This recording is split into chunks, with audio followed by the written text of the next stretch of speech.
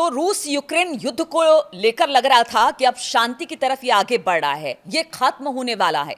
लेकिन कुछ ऐसा हुआ जिसके बाद लगता नहीं कि अब हालात पहले जैसे हैं या किसी तरह की कोई शांति वार्ता होगी। क्या अब ये पहले की तरह, जिस तरह से ट्रंप कह रहे थे कि रूस यूक्रेन युद्ध को खत्म किया जाए, यूरोपियन देश कह रहे थे, पुतिन भी इसके लिए तैयार हो गए थे, जेलेंस्की सारी जगह पर मुलाकात कर रहे थे, लेकिन कुछ ऐसा इस बीच हुआ है जिससे कि अब इस शांति वार्ता पर विराम लगता दिखाई दे रहा है। हम आपको बता दें कि पहली बार ऐसा हुआ है जब किसी पनडुब्बी को ड्रोन के जरिए तबाह किया गया। यूक्रेन की ओर से एक वीडियो जारी किया गया, इसमें दावा किया गया कि रूस की अत्याधुनिक किलो क्लास पनडुब्बी को अंडर वाटर ड्रोन हमले में तबाह कर दिया गया। और इतिहास में पहली बार हुआ है जब किसी अंडर वाटर ड्रोन से किसी पनडुब्बी को तबाह किया गया है।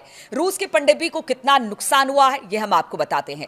यह हमला रूस के नोवोरोस्क बंदरगाह पर किया गया, जहां पर रूस की कई रणनीतिक पनडुब्बियां तैनात थी। यूक्रेन की घरेलू सुरक्षा एजेंसी यानी SBU, जो कि सिक्योरिटी सर्विस ऑफ यूक्रेन है, उन्होंने सोमवार को बयान जारी कर कहा कि यह हमला सी बेबी नामक अंडर वाटर ड्रोन से किया गया और पनडुब्बी को इतना नुकसान पहुंचाया कि अब वो पूरी तरह से ऑपरेशन से बाहर हो चुकी है, यानी वो अब कभी पानी में नहीं उतरेगी। इस तरह का दावा यूक्रेन की तरफ से किया गया। SBU के अनुसार इसी रूसी पनडुब्बी में 4 कैलिबर क्रूज मिसाइल लॉन्चर लगे हुए थे, जिसका इस्तेमाल रूस यूक्रेन के शहरों और इंफ्रास्ट्रक्चर पर हमला करने के लिए किया करता था। यूक्रेन का दावा है कि पनडुब्बी को क्रिटिकल डैमेज हुआ है और अब इसे दोबारा ऑपरेशनल बनाना बेहद मुश्किल रूस के लिए होगा। रूस की ओर से इस दावे पर फिलहाल कोई आधिकारिक प्रतिक्रिया अब तक नहीं आई है, लेकिन रूस के रुख को पहले जिस तरह से रहा है उससे देखकर तो ये नहीं लगता है कि रूस जो है वो शांत बैठने वाला है।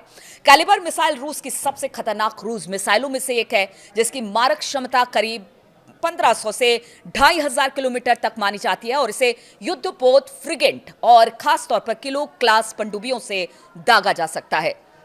ये मिसाइल बेहद कम ऊंचाई पर उड़ते हैं और इसीलिए ये रडार से बच निकलती है। 5 से 10 मीटर की सटीकता के साथ लक्ष्य को भेदती है। इससे पारंपरिक के साथ साथ न्यूक्लियर वॉरहेड लगाने की क्षमता भी मौजूद है और कुछ वेरिएंट अंतिम चरण में सुपरसोनिक रफ्तार पकड़ लेते हैं। इसके कारण इसे रोकना एयर डिफेंस सिस्टम के लिए बेहद मुश्किल हो जाता है। यूक्रेनी नौसेना के प्रवक्ता दिमित्रो पेटेंचुक ने इस हमले को रूस यूक्रेन समुद्री युद्ध का एक टर्निंग पॉइंट करार दिया है। उन्होंने कहा है कि पनडुब्बी जैसे लक्ष्य को निशाना बनाना बेहद कठिन होता है और यह ऑपरेशनल लेवल वॉर की पूरी तस्वीर ही बदल देता है।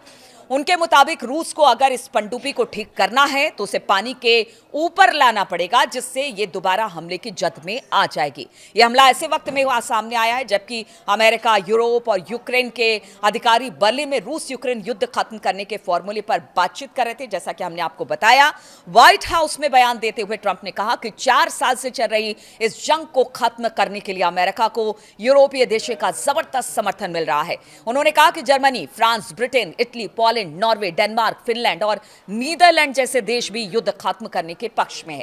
ट्रंप के मुताबिक रूस के राष्ट्रपति व्लादिमीर पुतिन के साथ कई बातचीत हो चुकी है और हालात अब पहले से ज्यादा अनुकूल है।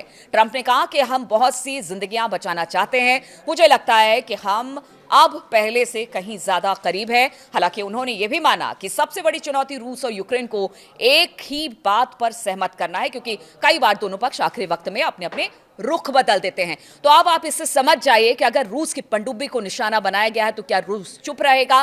क्या इस शांति वार्ता के आड़े यह हमला आ जाएगा? अब इस पर हमारी नजर बनी रहेगी।